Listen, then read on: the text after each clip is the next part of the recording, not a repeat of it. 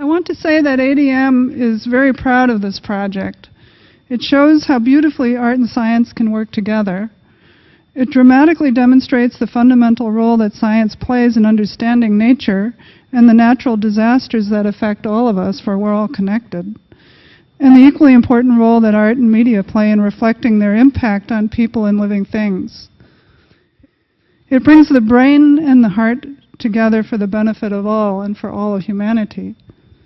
So this project represents a special vision in the larger sense of the word, and opens up new doors to new ways of thinking and working.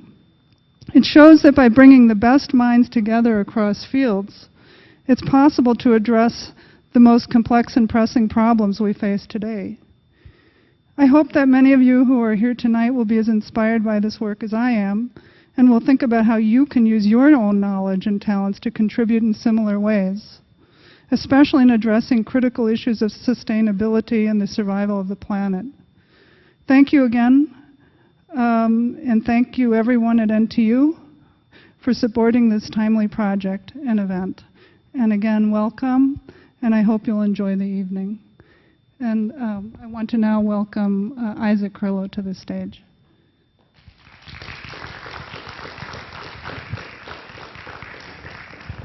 Thank you, Viveka.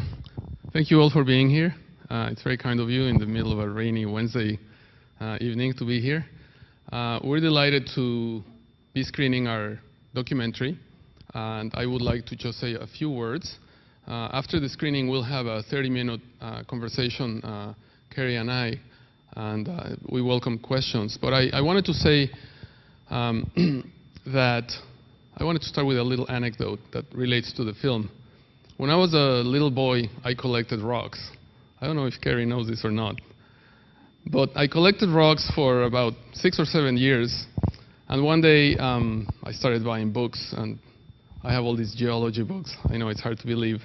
And I never, in my wildest imaginations, would have imagined when I was 9 that I would end up working with world-class geologists and earthquake scientists at the Earth Observatory in Singapore.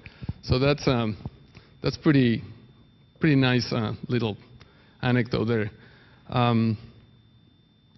It was pretty obvious when Carrie and I met almost a couple of years ago that we had something in common, and that was that we were curious about each other's profession.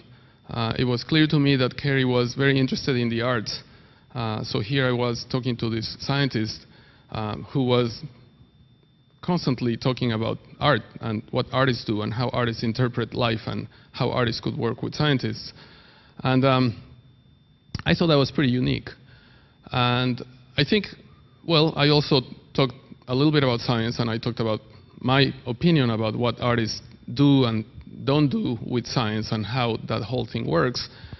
And a few months later, basically, I don't remember the details, but I think basically Carrie said, well, why don't we work together and make this film about the research that we are doing in West Sumatra. So, of course, it took me about 0.005 seconds to say yes, because I love adventure and because this was an excellent opportunity to work with students and to try something that is very much in the center of my artistic activity, which is independent digital filmmaking. I do believe, and I've been preaching this for the last 15 years, including when I was at Disney, which is a big Hollywood studio, that we can today make films with very small crews, with minimal equipment, and get the same amount or similar amount of emotional power than one would get by spending millions of dollars. And I think this approach was also interesting to Carrie. So we started this little venture together, and what I have to say to finish now is that we did have minimal pre-production time. It was something along the lines of, okay, well, let's make this movie, we're leaving next week, kind of thing. Not really a week, but we had very little time to prepare. But it was still an excellent experience, and I hope you enjoy the film. Oh, one last thing. Something stuck in my mind when Carrie talked about his research and his interest in working with artists, and that was, I would love to see a film that talks not only about the science behind our work, but about the human problems and the issues that these people face. And so that's what we try to do. And I just want to thank, before we start, the couple of students who were able to be here tonight, who participated in the project, because some of them are traveling. So there's David Lee back there. Can you just wave at us, David? And there's Xing Ying. I don't know where she is. Oh, there you are. I know Joseph is not here. He's in Thailand, and I know Wafa is not here tonight. But I hope you enjoy the film. Thank you very much.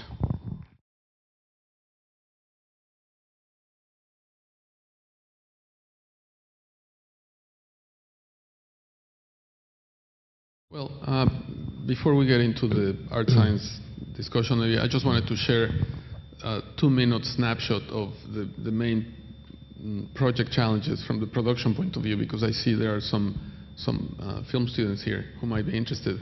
And you know what Kerry mentioned earlier was a big challenge, the fact that the permissions took a lot longer than we had anticipated, even worst case scenario. So that meant that we got to spend only a very short time with the expedition, and we were essentially trailing the expedition as they gathered the different samples from the region. And that was the other challenge. That was a different type of challenge, because as interesting as it was, and as much footage as we got of the scientists in action gathering material, we really didn't have a lot of opportunity to talk to more locals. That's really because we had such a short time, and the expedition had a schedule that we basically had to follow, and we were kind of trapped there because we were in the middle of the sea. It's not like we could take a taxi and interview people. So that was really, I think, the main challenge from the documentary point of view, that we had to make something that was coherent and touching with a fairly limited amount of material, but I think I'm pretty happy with what came out of it in spite of the challenge. And we had a great time. We lived in that boat, all of us, and everything was fine. We put up with the cold shower and the repetitive food and everything, except until we saw the rat. And that was a switch from vacation mode to like horror movie. I was hoping to get back at Isaac, actually, for showing me without my shirt on by showing a little PowerPoint presentation of him lying on one of the beaches in his bikini bathing suit. But I couldn't find that slide, so unfortunately you'll have to take my word for it that he's... Isaac was like a kid out there. He's never actually been out with scientists in a primitive or dangerous place, I guess. And so it was everything. It was like when you were a kid collecting rocks. I think you were actually just thrilled to be out there with these ugly rocks and coral fragments and whatnot, right? Yeah. So he just returned about a week ago from an expedition with a few of the people here in the audience. Chris Newhall and Maritone, are you here too? To do another documentary, a little bit more pre-production time spent here, and more time in the field. And so I think in a few months there'll be another documentary. This one on Mayan volcano. Yeah, this one is about the second documentary. See, I told you it was my fault. I'm training to a scientist. Hello. Hello, excuse me.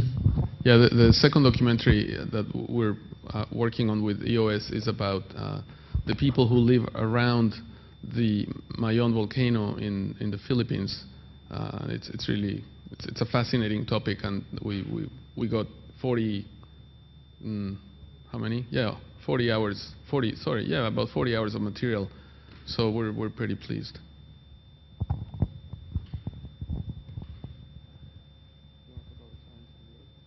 Yeah, I'm trying to think of where to start. Yeah. Yeah, why don't you try? Hello. Is it dead or?